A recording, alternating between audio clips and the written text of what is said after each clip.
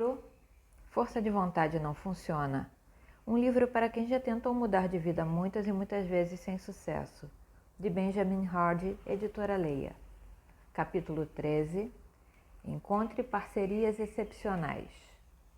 Projete seu mundo por meio das pessoas com quem trabalha. Algumas regras podem ser distorcidas, outras podem ser quebradas. Morfeu. No romance de ficção científica O Jogo do Exterminador, o personagem principal, Ender, é um jovem que é recrutado pelo governo e levado a uma escola espacial em órbita, onde é treinado para se tornar um líder militar. A principal modalidade de treinamento se dá na forma de um jogo altamente competitivo. Como Ender, há vários jovens de idade escolar sendo treinados na escola espacial, todos organizados em equipes e competindo num espaço de batalha muito sofisticado.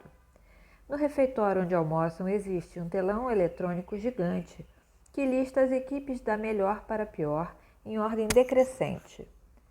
A competição é feroz. Ender, acabamos percebendo, é muito mais adaptável do que todos os outros jovens, mesmo os que são alguns anos mais velhos do que ele. Ele tem uma tolerância alta à ambiguidade e, portanto, não fica desorientado em novas situações. Ele é muito consciente dos ambientes em transformação e, ao contrário dos outros, percebe que a orientação em gravidade zero é puramente relativa. Não existe para cima e para baixo. No entanto, Ender percebe que os outros exércitos insistem em manter a orientação de ambientes com gravidade depois de entrar em gravidade zero. Como as regras em gravidade zero são diferentes das regras no corredor, que leva à sala de combate, a adaptação rápida de Ender se torna uma grande vantagem. De acordo com a doutora Ellen Langer, professora de psicologia em Harvard e diretora do Langer Mindfulness Institute, a atenção plena nada mais é do que a consciência do contexto com a variabilidade ou das alterações nesse contexto. Se você não presta atenção, não percebe nuances. Supõe que tudo é preto e branco. Supõe que as regras de um ambiente são as mesmas de outro. Também supõe, incorretamente, que é a mesma pessoa de um ambiente ao outro e, portanto, é menos propenso a perceber seu próprio papel e ter capacidade de alterá-lo. Ender usou sua compreensão para manipular radicalmente o jogo a seu favor. Ele destruiu as outras equipes mirando sua falta de atenção em gravidade zero. Sem nunca ter visto algo assim antes, as outras equipes não souberam como reagir. No entanto, não demorou muito para que entendessem o que Ender estava fazendo. Com o tempo, a cultura da escola de batalha e do jogo foi obrigada a mudar. A maioria das pessoas opera segundo suposições muito limitantes e incorretas. Pouquíssimas pessoas prestam atenção plena naquilo que as demais não prestam. Como as pulgas em um pote, a maioria das pessoas opera segundo o dogma do pensamento de grupo. A cultura social, por mais imprecisa que seja, prevalece. E as pessoas são enganadas pelas normas culturais. Tão importante quanto isso é o fato de que as pessoas suporem incorretamente que essas normas são inalteráveis. Cada ambiente é uma ecologia e, portanto, cada ambiente é fluido, maleável e vivo. Conexões excepcionais quebram normas. Um dia antes de algo ser realmente um avanço é uma ideia louca. Peter H. Diamandis. Em 1905, Albert Einstein publicou 4 artigos científicos conhecidos como artigos do Annus Mirabilis, que acabaram mudando consideravelmente as bases da física moderna no que diz respeito a espaço, tempo e matéria. Curiosamente, quando Einstein publicou esses artigos, ele não estava trabalhando num ambiente acadêmico, mas no Departamento Suíço de Patentes. O trabalho naquele ambiente contraintuitivo permitiu-lhe ângulos reflexivos e questionamentos diferentes em relação aos de um laboratório de física. As conexões que Einstein foi capaz de fazer levaram a avanços inovadores e científicos que alteraram o modo como a humanidade vê o mundo e o cosmos atualmente. Considere outra entidade muitíssimo influente, sem dúvida a banda mais musicalmente influente e culturalmente inovadora do século XX, os Beatles. O principal talento dos Beatles era a capacidade de fazer conexões únicas. O professor de teoria musical David Thurmaier explica: acima de tudo, os Beatles mantiveram a curiosidade acerca de todos os tipos de música e reinventaram continuamente a própria música, injetando nela influências novas de várias culturas. Essa experiência adiciona uma dimensão à sua obra que a diferencia da música de seus contemporâneos. Além de incorporar e misturar ideias de uma vasta gama de fontes, os Beatles também eram sistemáticos no que diz respeito à colaboração. John Lennon esboçava ideias ou fragmentos de música, então passava as ideias a Paul McCartney para que as aprimorasse ou finalizasse. Paul fazia o mesmo. Um dos dois talvez acrescentasse uma ponte entre o verso e o refrão do outro. Lennon descreveu a sinergia entre eles como escrever olho no olho. Com frequência, duas músicas incompletas surgiam como obras-primas por meio desse processo. Assim, muito distante de como a maioria das pessoas imagina a criatividade, como incontrolável e de certa forma imprevisível, ocorrendo no isolamento, os Beatles tinham um sistema funcional. Paul McCartney relata: como de costume, para essas composições, John tinha só o primeiro verso, o que era sempre suficiente. Era a direção, o indicador, e era a inspiração para a música inteira. Eu odeio essa palavra, mas era o gabarito. A colaboração é o ato físico de fazer conexões, novas e inéditas. Quando duas ou mais pessoas trabalham juntas por um objetivo compartilhado, o resultado do trabalho é diferente da soma das contribuições. As conexões feitas pelas duas fontes distintas não teriam acontecido com a fusão de outras fontes. A capacidade de inovar dos Beatles não era fruto de acaso. Eles eram músicos muito talentosos, bem treinados e versados. Ao integrar influências únicas a seu ambiente, conseguiram ultrapassar as fronteiras definidas por outros como criatividade. Como Pablo Picasso disse certa vez, aprenda as regras como um profissional para que possa quebrá-las como um artista. Como costuma ser o caso, as pessoas serão inicialmente repelidas por seu pensamento avançado. Elas não vão entender as conexões que você está tentando fazer. No entanto, se puder reunir algumas ideias e refiná-las num conceito simples com persuasão, a nova ideia vai acabar se consolidando. Quando novas ideias se consolidam e se infiltram num ambiente, esse ambiente muda. De modo cíclico, o novo ambiente então remodela as pessoas. Como Winston Churchill disse, moldamos nossos edifícios, depois nossos edifícios nos moldam. Quando os Beatles mudaram o ambiente, o novo ambiente mudou a cultura e a humanidade. O poder das colaborações excepcionais. Não se muda as coisas lutando contra a realidade existente. Para mudar alguma coisa, construa um novo modelo e que torne o modelo existente obsoleto. R. Buckminster Fuller. Existe um conceito-chave que alguns dos melhores empreendedores têm aproveitado muito bem: colaborações excepcionais, às vezes chamadas de co-branding. Podem criar um cenário no qual os pontos fortes de cada negócio, ideia ou pessoa, quando combinados, resultam em 1 mais 1 igual a 10. Em 2017, minha esposa e eu fomos ao Peru e comemos no famoso Central, um restaurante que costuma estar nas listas de 5 melhores do mundo. As reservas eram exclusivas e a experiência única. Mas o que mais me fascinou foi a colaboração entre o chefe Virgílio e sua irmã Malena, que é botânica. Virgílio compartilhou comigo que no instante em que teve a ideia de trazer todas as altitudes do Peru para a sua cozinha, soube que precisaria da colaboração da irmã. Ela não trabalhava na indústria alimentícia e não seria fácil convencê-la. Por isso, ele programou a viagem gastronômica perfeita a Nova York. Ele sabia que, com ela na equipe, eles criariam algo que ninguém tinha feito antes.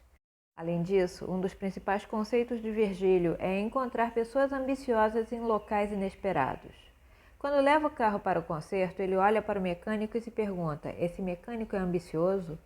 Quando vê a ambição, ele sabe que ao transportá-la para seu ambiente, pode transformar as pessoas em chefes e garçons incríveis.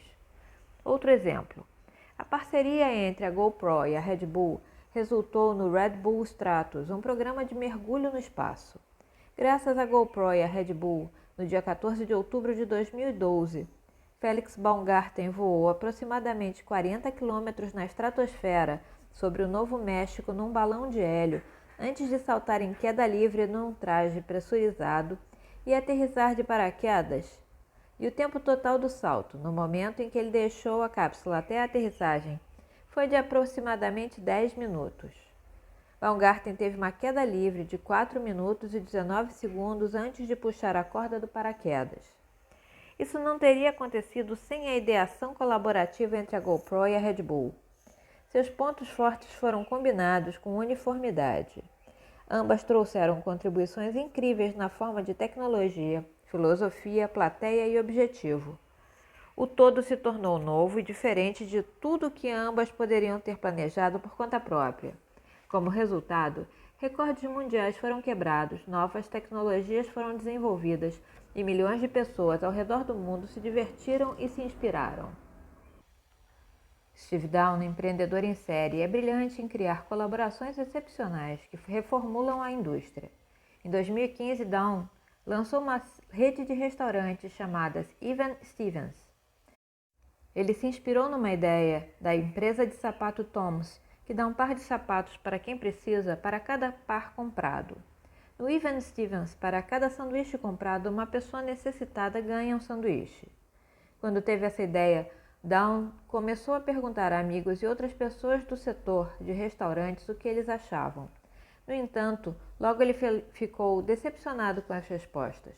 O setor tem margens e orçamentos apertados. Poucos restaurantes são rentáveis, número que ainda é menor entre os novos. Então, como um conceito novo poderia ser bem sucedido e ao mesmo tempo que dava centenas de milhares de sanduíches de graça a pessoas famintas? Se Down tivesse passado muito tempo no setor de restaurantes, provavelmente não teria tentado lançar algo como Even Stevens. A ideia era contrária a todas as convenções e regras do setor, mas Down vinha de um contexto muito diferente e, portanto, tinha noções de estratégias muito diferentes no que dizia respeito a criar e dimensionar empresas. Com formação em finanças, ele passou muito tempo analisando os números. Fez reuniões com várias organizações locais sem fins lucrativos e acabou chegando a uma conclusão lucrativa sobre como poderia criar um restaurante com consciência social que tivesse um impacto produtivo na comunidade. Nos últimos 3 anos, mais de 15 Even Stevens foram inaugurados em Utah, Idaho e Arizona. Quase todos esses restaurantes se tornaram lucrativos 30 dias após a inauguração. Cada Even Stevens tem parceria com várias organizações sem fins lucrativos das proximidades. A renda obtida com cada sanduíche é redirecionada a uma organização que compra, em grandes quantidades, os produtos necessários para alimentar aqueles que necessitam. É um sistema lucrativo e claro. Também é uma colaboração excepcional entre as organizações lucrativas e organizações não lucrativas locais. De acordo com Down, o conceito de Even Stevens só daria certo se a comida fosse excelente. Se a comida não fosse boa, as pessoas achariam que aquilo tudo não passava de um subterfúgio. Como resultado, Down fez muitas pesquisas sobre como desenvolver um cardápio de alto nível para uma experiência rápida. Ele contratou um chefe muito experiente e reconhecido para ajudá-lo. Down queria um conceito único e admirável para atrair as pessoas, mas queria que a comida as deixasse de queixo caído. Durante seus primeiros 3 anos, o Even Stevens consistentemente conquistou o título de melhor restaurante e melhor sanduíche do estado de Utah, desenvolvendo suas próprias parcerias excepcionais. Sozinhos podemos fazer tão pouco, juntos podemos fazer tanto. Helen Keller. Se jogar segundo as mesmas regras que todos seguem, seus resultados serão médios. Se ler os mesmos livros que os outros leem, você não será capaz de desenvolver conceitos únicos. Em outras palavras, não será capaz de criar novas conexões que acabam reformulando as regras de seu ambiente. Você não vai conseguir avançar muito se tiver a mentalidade do lobo solitário.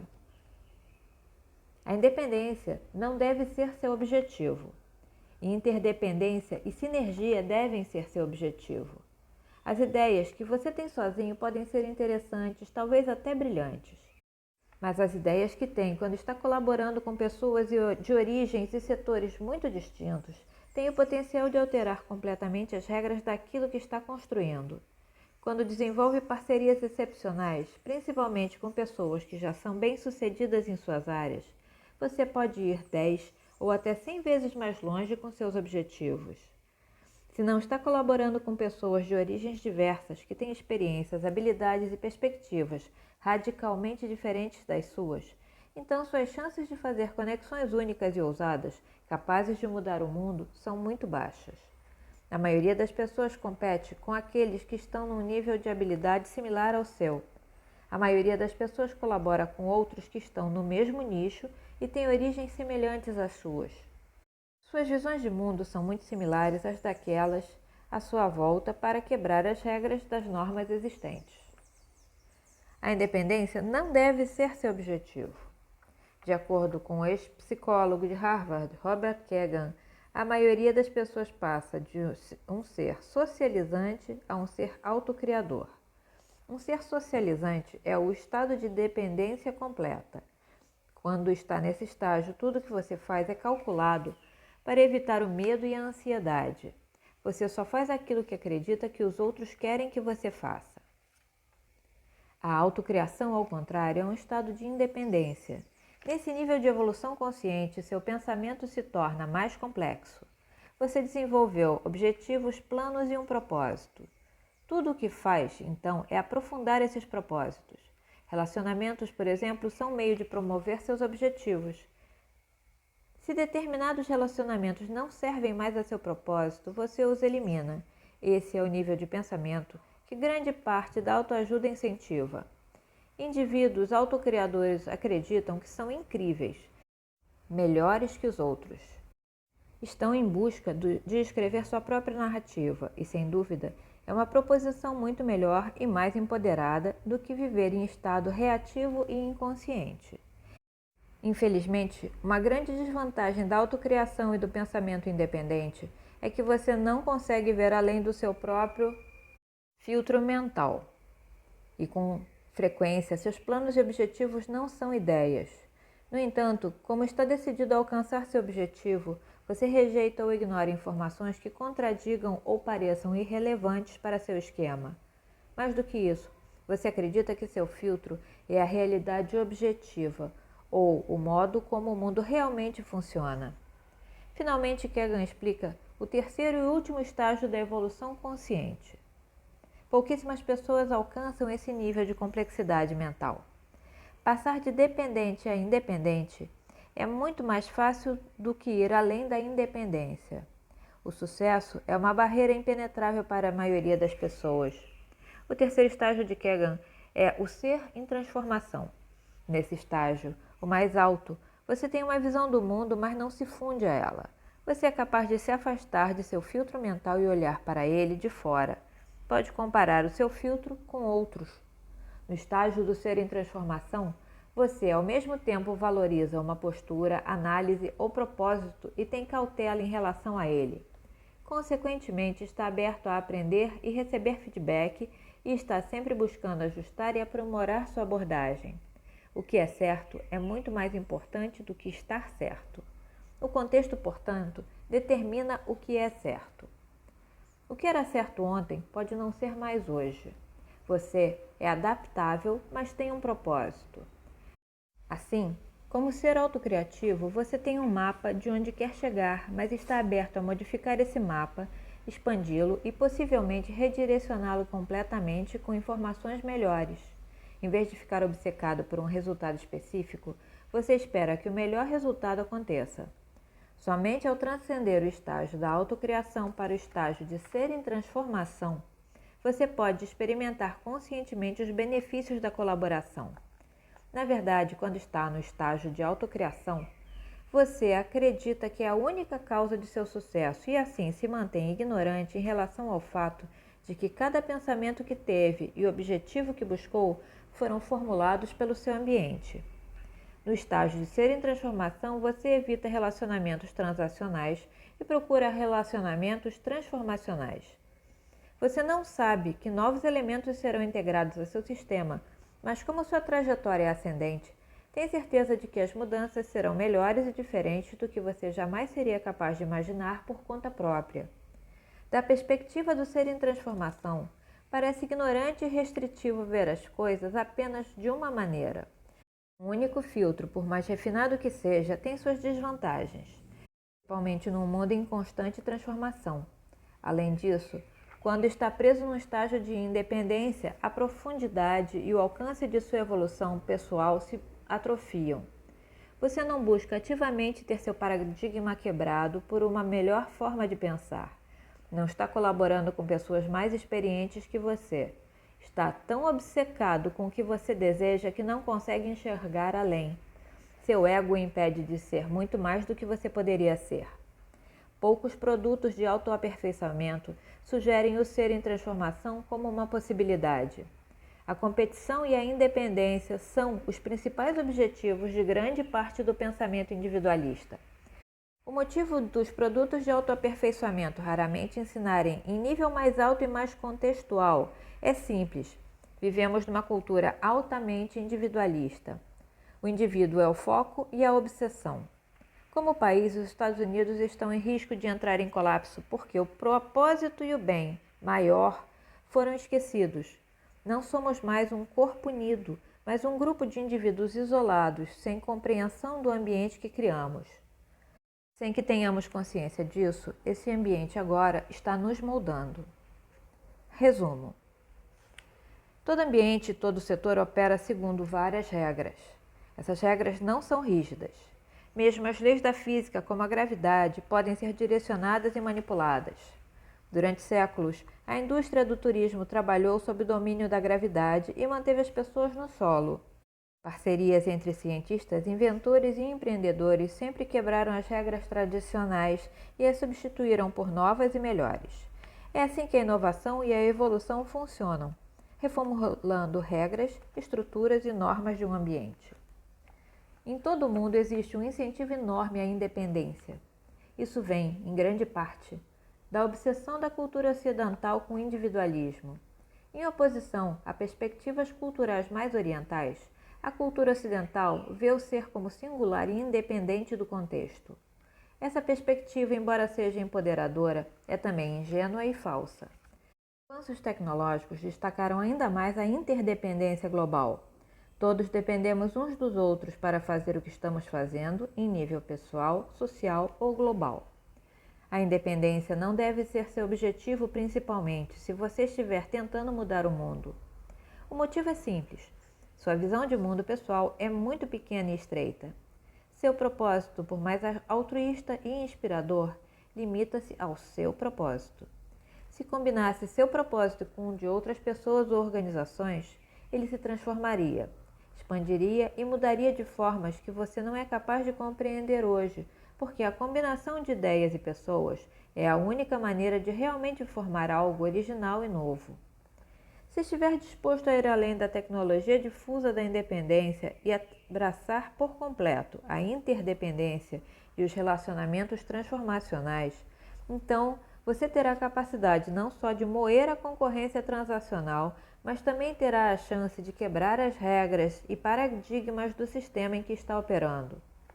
Reformular as regras, normas e diálogos em determinado setor é o que todos os inovadores querem fazer. Porque, por mais que as coisas estejam indo bem, elas sempre podem ser aperfeiçoadas. E quando aperfeiçoa um sistema, você aperfeiçoa a vida de todos naquele sistema, até mesmo da concorrência.